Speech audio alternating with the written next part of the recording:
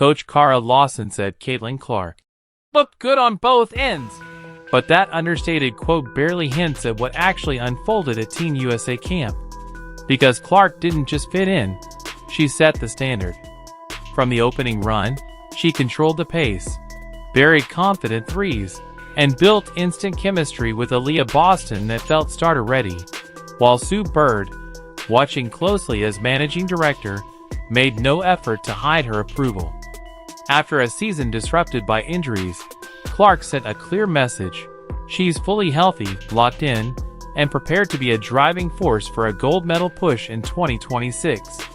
By comparison, other newcomers struggled to match her impact, and the gap was noticeable, raising serious questions about who truly belongs on this roster moving forward. Drop your thoughts below. Should Team USA make tough cuts, or stay patient with the group? Who should not make this Team USA team? Caitlin Clark destroys in day 2 of Team USA camp, looking like the best player in the world as usual. After months of silence caused by a brutal, injury-filled sophomore year, Caitlin Clark finally returned to the floor, and the moment carried far more weight than anyone expected. Before everything unraveled, she was torching the league during a historic rookie run, shattering an unbelievable 62 records, piling up triple-doubles, launching shots from the logo, and flipping the WNBA's balance of power with fearless confidence. Then the momentum collapsed. One injury became another, and then another, turning her second season into a relentless grind she couldn't escape. A struggle Clark herself summed up by admitting each setback briefly improved before compounding into something worse. The same player who rewrote the record books was suddenly fighting just to stay available, finishing the year with only 13 games played, an astonishing contrast to the rookie who broke 62 records and looked untouchable just one season early. Just really thankful for, the training staff and player development and everybody that has kind of been there with me. They haven't taken a break either because they invest a lot of time and they want me to be successful. So I think for myself, it's not proving it to yourself again, but it's just that feeling. And I think it just made me smile quite a bit. I really did kind of feel like myself out there and just continuing to get my lungs back. But I felt like I was moving really well, so it was pretty satisfying. The basketball world grew restless with questions. Could she really return? Would the injuries resurface? And was that legendary rookie season nothing more than a moment in time? But all of that followed Caitlin Clark as she stepped into Team USA camp after nearly 5 months away from competitive basketball. 5 months removed from the game that made her a household name, the pressure was immense. Because this wasn't a routine workout. It was a high-stakes proving ground for the 2026 World Cup and a potential spot on the 2028 Olympic roster in Los Angeles. Every coach, analyst, and camera tracked her first movements, waiting to see if the explosiveness was still there or if the long absence would show. Clark admitted the nerves were real, but the doubt didn't last long, explaining that the moment she touched the ball during warm-ups, everything settled, comfort replaced tension, and the player who once shattered records began to reappear right on schedule. Being hurt is an incredibly isolating thing, and you don't really understand it until you go through it. And then I think the challenge for myself was just, it was one injury, and then it was a little better, and then it kind of continued to compound and get worse, and, other things pop up, and then I had the ankle injury. So it feels nice to finally be back to 100%. But comfortable doesn't begin to capture what followed, because Caitlin Clark didn't ease back in. She announced she was fully healthy, and then backed it up possession after possession. The shots dropped, the passes hit their marks, and her court vision looked cleaner and more decisive than ever as she pushed the pace, ignited fast breaks, and put teammates exactly where they needed to be. The player who averaged 16.5 points and 8.8 assists in her limited 13-game stretch wasn't just present, she was locked in, sharp, and commanding. Coach Cara Lawson watched it unfold and summed it up simply by saying Clark looked good on both ends, a quiet assessment that carried serious meaning inside the gym. After 5 months away and a season defined by setbacks, Clark hadn't lost a step. showing the staff a version of the record-breaking rookie they remembered, if not an even more dangerous one. One of the things that stands out to me in looking at this, it's not just that she's back on the basketball court and it's a relief, but her speed seems to be back. We saw it on that step back three on the first day of practice, but there was a play in the day two, and this play for a number of reasons is very exciting to watch. But number one, let's start with the speed. You see Caitlin Clark gets the dribble handoff from Aaliyah Boston. It's the way she turns the corner and how quickly she gets down that stands out to me here. Look, coming downhill, great pass, right, to Jackie Young down there. So dribble handoff, and just moving quick with intent, gets it to Jackie Young, who misses the layup, but fights. Clark's joy was off. Clark's happiness was impossible to miss. And when she said her only goal was to smile and enjoy the moment, she meant it, because that smile stayed with her throughout the entire session. With her game restored, her body responding, and her confidence fully intact, the energy inside Team USA camp shifted the instant she showed she was truly back. Then came the sequence that made Sue Bird and the coaching staff pause, because it felt different. Clark threaded a perfectly timed, razor-sharp pass to Aaliyah Boston on a hard cut to the rim, a delivery so precise it seemed almost unreal. The ball met Boston exactly where it needed to be, right on cue, and as Boston finished, both players shared a knowing smile. In that split second, the Indiana Fever duo put their chemistry on full display and showed Team USA what elite connection and trust looked like at the highest level. This is what made Caitlin Clark so special, all right? And this is what put pressure on defenses when she's out there, even if her shot isn't falling. All right, watch this. She gets the rebound. She's pushing the floor. Look at this tempo. Look at this tempo, fam. Pushing the floor. Absolutely rushing the defense. And then this is what happens when you do things like this. Look, watch this. Look, now you got a wide open AB over here in the corner. I know it might be hard to see, but a wide open AB. All because she grabbed that rebound and pushed the tempo. Team chemistry usually takes weeks, sometimes months, to develop as players learn tendencies, timing, and where teammates want the ball. But Clark and Boston skipped that process entirely. While most guards struggle to locate bigs in traffic or deliver passes with the right pace, these two operated like they'd never been apart, drawing on a full season together in Indiana that taught them how to read each other instantly. Within minutes, coaches could see it. Clark securing a rebound and immediately accelerating, eyes up, already tracking Boston sprinting ahead. Boston sealed defenders in the post, and Clark fired passes through tight windows most players wouldn't even attempt. The rhythm was effortless, the precision undeniable, and every possession showed complete trust, with Boston knowing exactly when and where the ball would arrive, and Clark knowing precisely where Boston wanted it.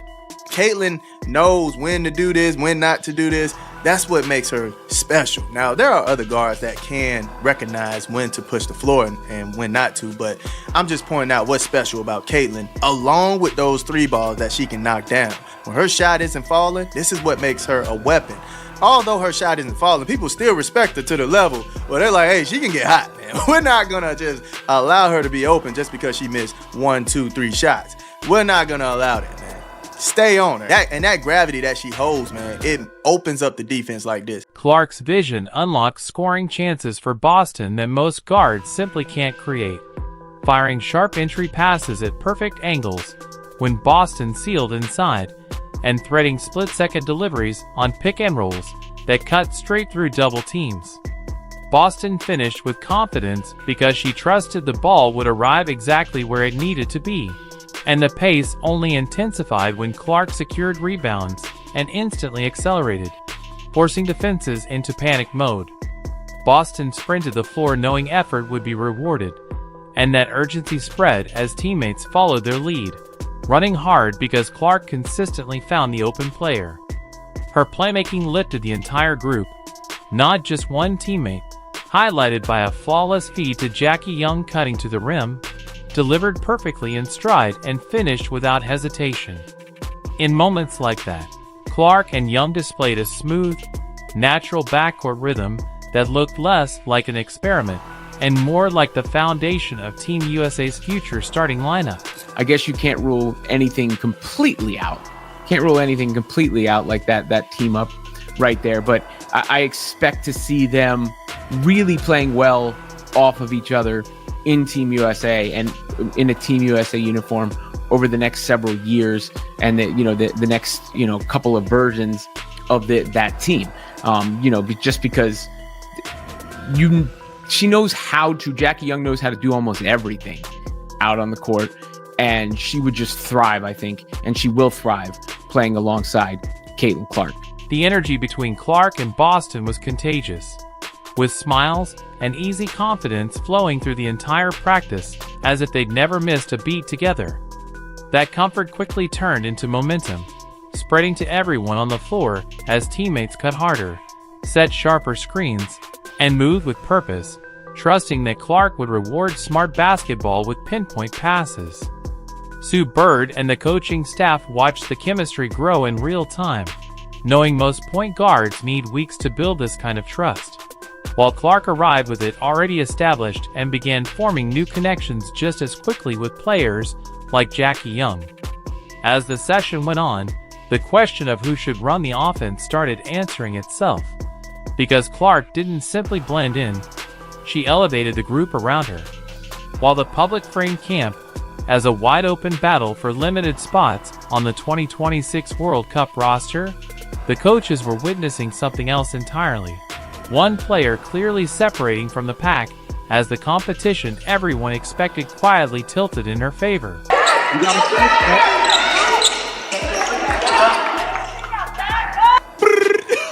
The GOAT is back. Look at the rain.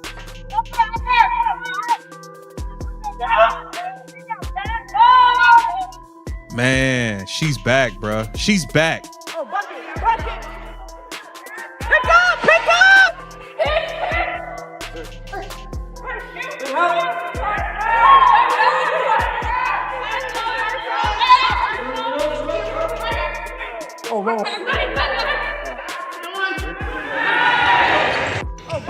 Yeah, man. CC back, bro. Angel Reese openly acknowledged how much the moment meant, reminding everyone that earning a spot was an honor and that every player was handpicked to contribute, with real pressure hanging over each possession. Clark understood those stakes just as clearly, admitting that everyone was competing to win and fighting for a role. But by day two, her play made the battle feel anything but even. Analysts called her performance electric, and the label fit perfectly as her threes dropped with confidence. Her elite vision unlocked scoring chances others never saw, and her decision-making stayed sharp under constant pressure.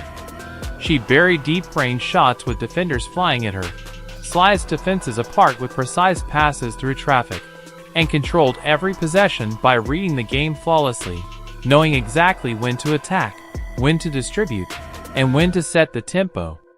With each sequence, the skills that separated Clark from the field became impossible to ignore. This is who should make this Team USA team. Obviously, the GOAT, Caitlin Clark, should be the starting point guard for Team USA. Duh, the best thing that ever did it. Caitlin Clark starting at point guard. Jackie Young should be starting at shooting guard. That is what I believe it should be. That should be the starting backcourt right there. We move on to the wing position. I got Kalia Copper starting at the 3. I think that would be good. While other players focused on showcasing individual talent, Clark took a completely different approach. She elevated everyone around her. Teammates making sharp cuts received perfect passes. Solid screens were rewarded with plays that involved them directly. And her selfless, team-first mentality stood out in a camp where most were trying to prove themselves. Leadership flowed naturally from her, as she constantly communicated, called out screens, and directed traffic, guiding tempo changes and defensive rotations. even the younger. Young in turn, group gravitated toward her energy and basketball IQ, feeding off her presence.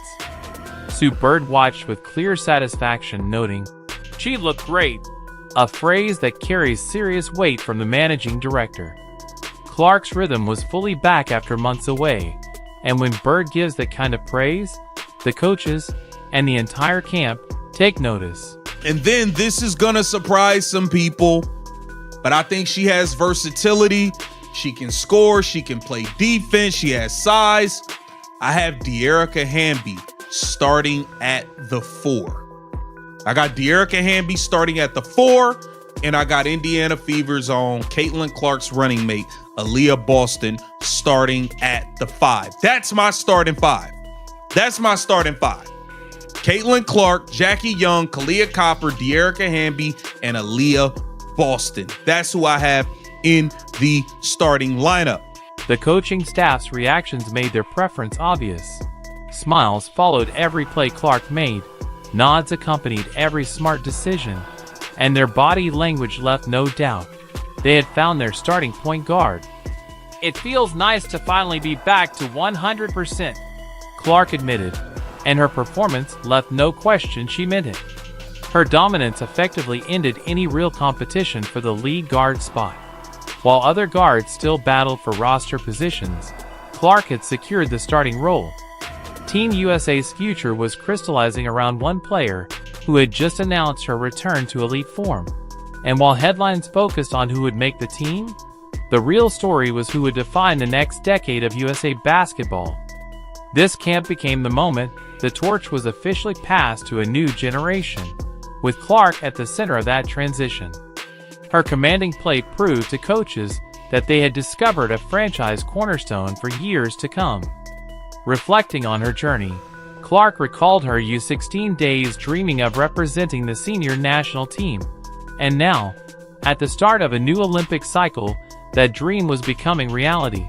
But with it came the immense pressure of the 2026 World Cup and the 2028 Olympics in Los Angeles. Seeing her back out on the floor at all is a big deal.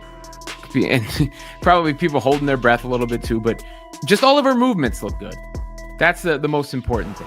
But that speed burst, that ability to get up the court quickly has stood out, because I do think that was something she never quite got all the way there in year 2, just because of the myriad of injuries, because she started in the preseason with the quad injury, and that's another differentiator for her, is how quickly she can move with the basketball.